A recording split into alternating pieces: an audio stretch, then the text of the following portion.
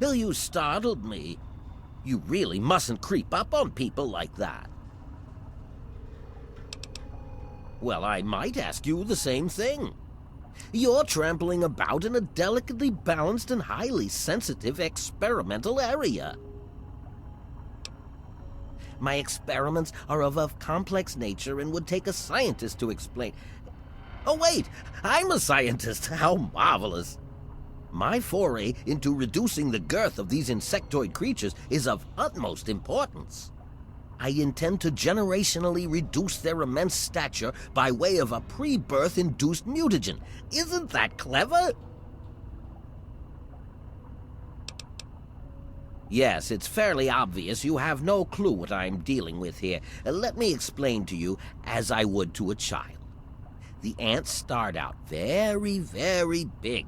Then we put the magic potion in the eggs, so when they hatch, the new ones will be smaller. Do that many, many times, and soon all the ants are tiny again. How marvelous! Well, I'm afraid I've made slight miscalculations in the mutagen. Instead of lowering their size, the brood hatched with a new biomechanism. I call their genetic aberration pyrosis, the ability to emit flame from their bodies. I may be able to correct this error, but I can't get near my equipment.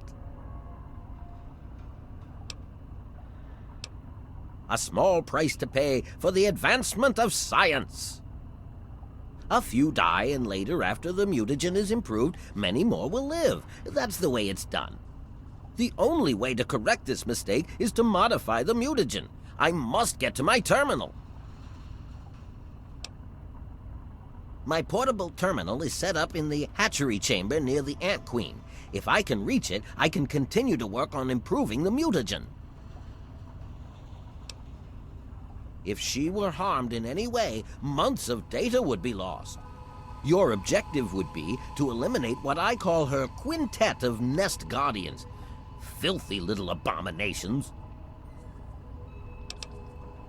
I've rigged the equipment at my portable terminal to emit what I call an inhibitor pulse.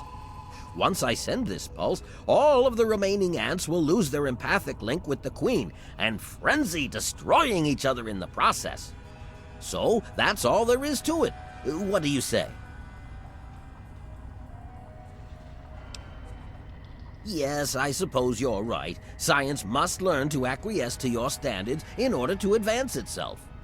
I was merely going to offer up one of my mutagenic bioenhancers, but I suppose I could up the ante. I will also award you with my old lab coat.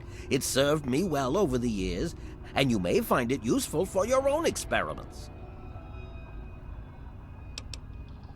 I've managed to isolate some of the fire ant genes and distill them into human-safe genetic enhancers.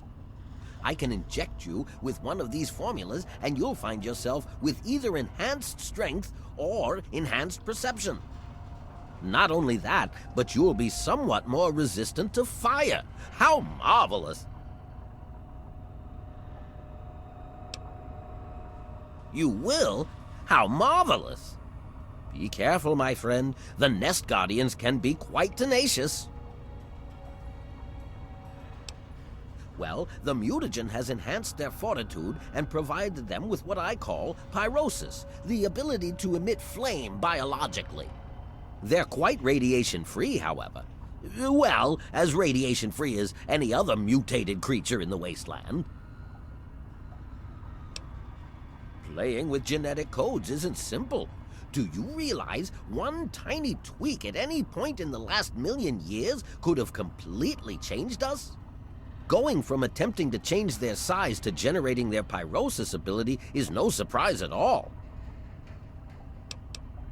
I'm afraid they are not susceptible to anything I can think of that wouldn't harm the garden variety giant ant. Just aim for their antennae if you can. It will confuse them quite a bit.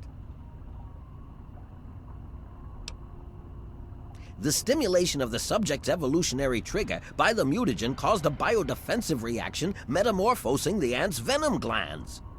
This process caused unexpected oscillations in the venom molecules at such a vast rate it produces a thermodynamic biochemical reaction.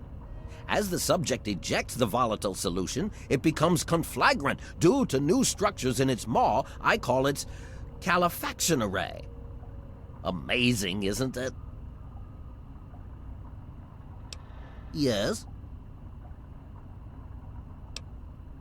Far too curious. His incessant questioning would often come when I was the most absorbed with my calculations. He had no regard for the importance of my work. All scientists take responsibility for their failures because it comes with the territory. I will take this experimentation to completion without roosting on the moral high ground.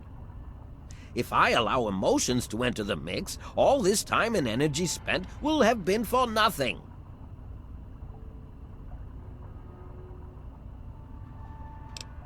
I can't risk leaving this place. I have to continue monitoring the hatchery for any further mutations in the next brood.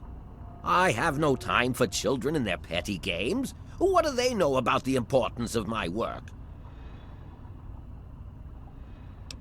Yes?